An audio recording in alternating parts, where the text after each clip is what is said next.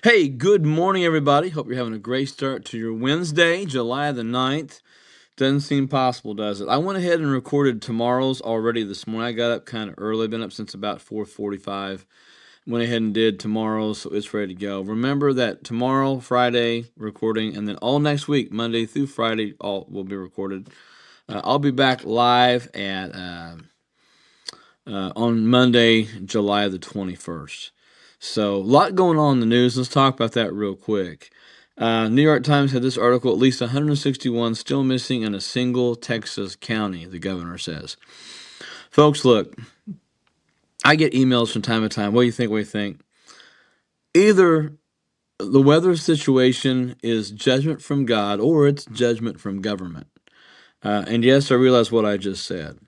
I know there's some cloud seeding companies being talked to. New Mexico's having flooding. Chicago's having flooding. And there's a headline that may make it justified of why. But I'm serious about that. Either it's judgment from God or it's judgment from government.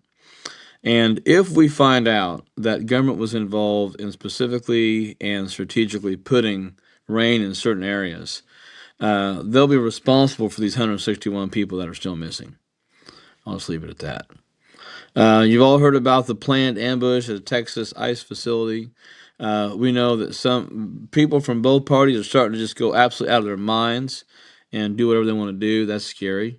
InfoWars article: UN launches task force to combat global disinformation threat.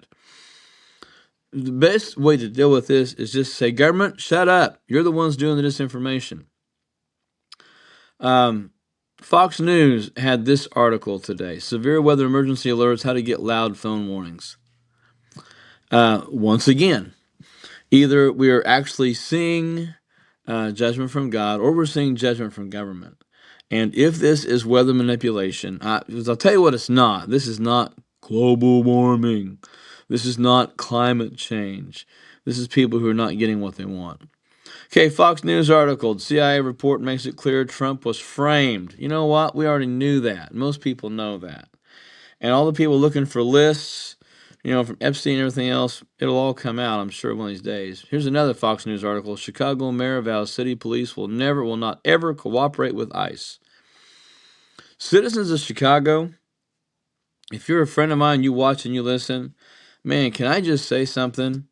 You need to pray for your mayor. You need to pray for your leaders. You need to realize that um, our cities are in trouble. Our blue cities in America are in trouble. Trouble.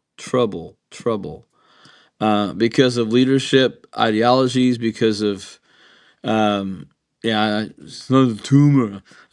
Kindergarten Cop was a that was a funny movie. Someone who just made it, I think it was Alina just made that reference.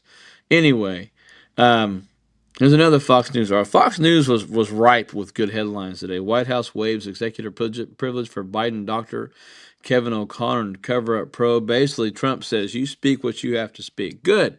But once again, folks, I remind you, it's July 9th. Who has yet to be arrested for anything that happened the last 4 years? Or what happened 8 years ago when Trump first got in, and Russiagate and all these other things.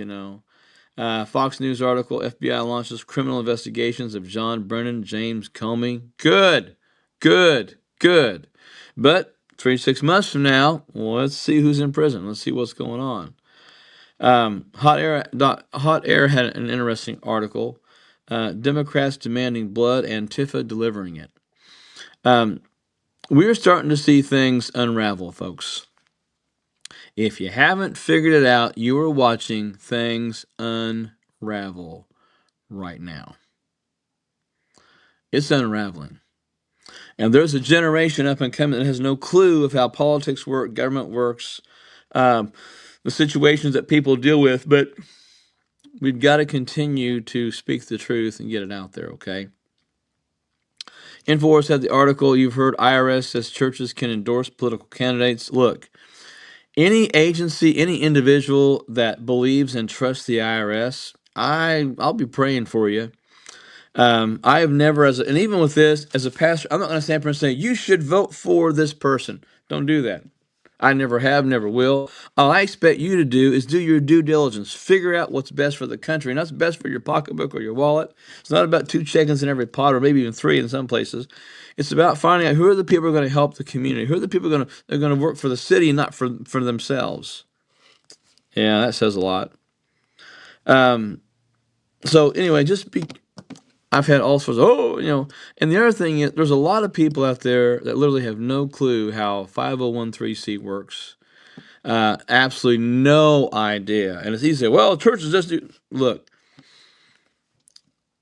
churches have a lot of challenges and a lot of frustrations that they have to deal with in the realm. You folks have heard me preach. You know what I say. You know I'm not afraid to speak against government. I'm not afraid to talk about how we should pray. But, you know, at least know your facts before you start saying a bunch of stuff about 501(c)s and this and that. Typically, to be a church in America, you have to sign up for paperwork, do all those things. And most of those things have been done in the last 40, 50, 60 years.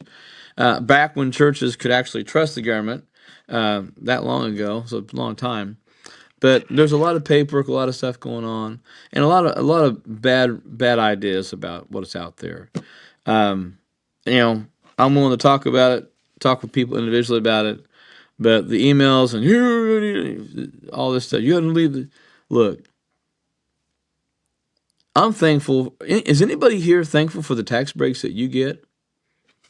What about your business? What about, I'm a small business owner with my Lithos Publishing. Man, you can't believe. If I sell books, I pay here in about when I get back from Colombia, I'm going to have to pay my wages, what's come in for books that I've sold online or in person.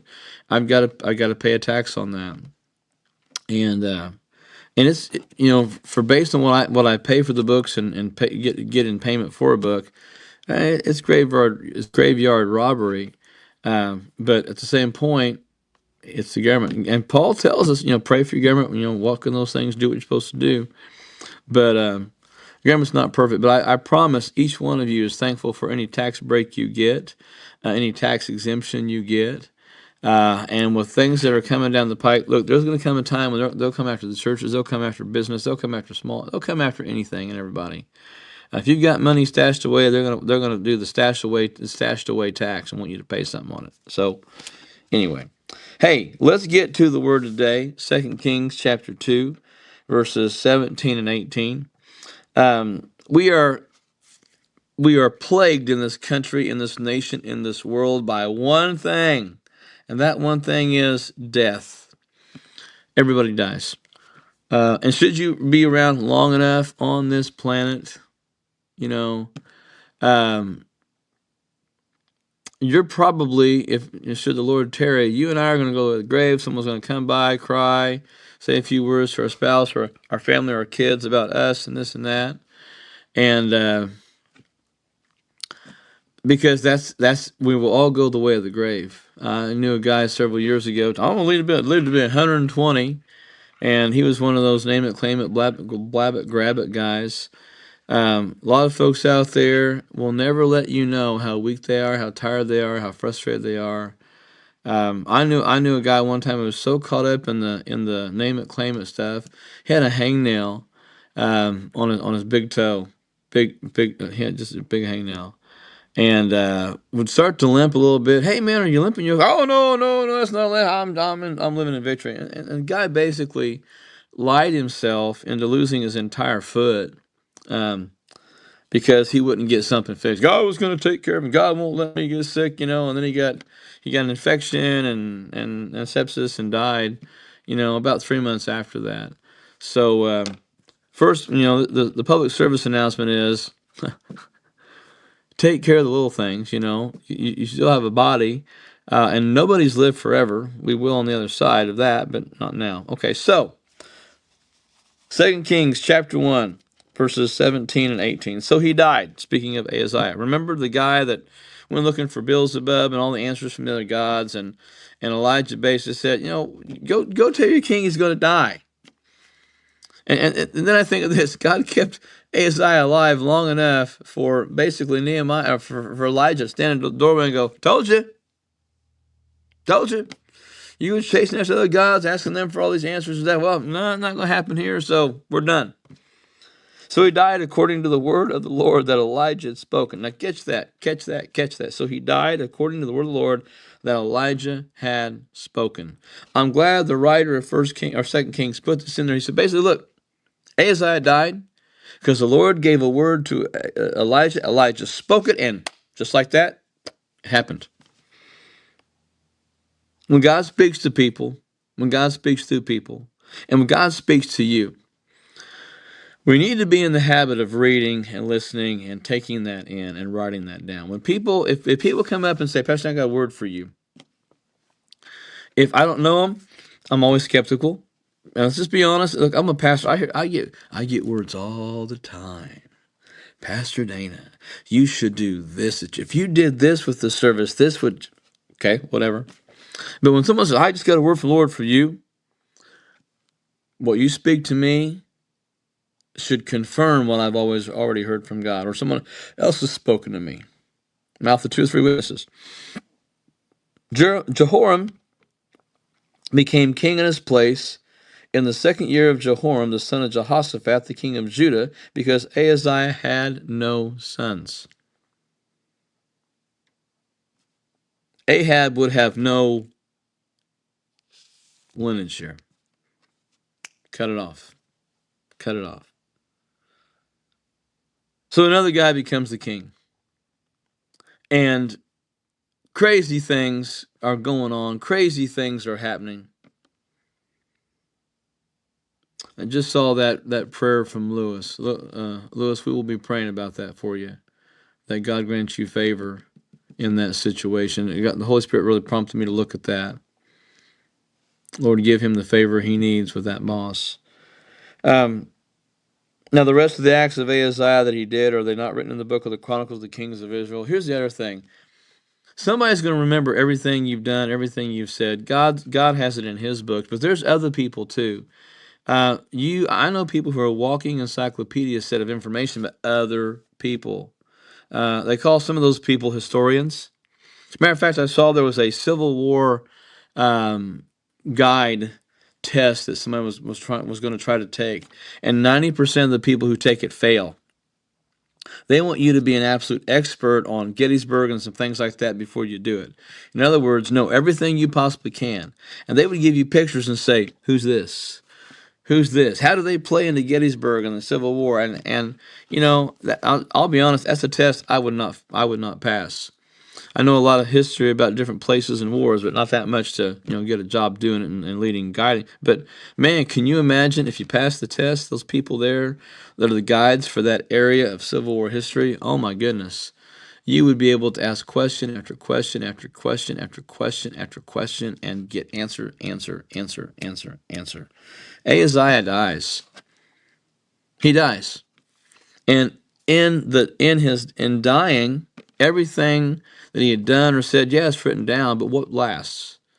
What's going to be remembered? And let's face it, most people probably even haven't heard the name unless you've read the Old Testament books or some of the history of the Bible. But yet, even here it says, oh, what this guy did, here's the stuff, here's what's going on. What are people going to say about you when you die? If you were to die tomorrow, what were people going to say about you? What are they going to remember? Are they going to remember your kindness? Are they going to remember your jokes? Are they going to remember your sense of humor? Are they going to remember that you were very, very, very faithful to God? Are they going to remember you as a good parent, as a good friend? Are they going to remember you as a good worker? Are they going to remember you as someone who wanted to pour into such people and invest in people? What are they going to remember about you if you died right now? Based on the chats and the comments and the things we see, what would we think about you? If I never met you, never heard from you, except on chats and things like this, what would I know about you based on just that? Your sense of humor, your attitude, your heart. So the people who know you, what are they going to remember? You see, it's all, there's so many different things here that we need to recognize and understand. this book is full of people's lives, and none of the people that we read about are still alive. You know, canon was kind of officially taken care of about 2,000 years ago. I believe that what's in the book, what's in the Bible itself, are the right passages to write this or write that. You know, folks, as you're reading through the chats, I can't read everything that comes through. Some catch my attention, but I'm just seeing some ones that have come through today. Folks, look, we will pray about those situations. Um, some of you have physical issues. Some of you are struggling mentally. When I say that in the right way. You're carrying so much, and the weight is getting heavier and heavier and heavier. Um, we can pray for you. We can trust that.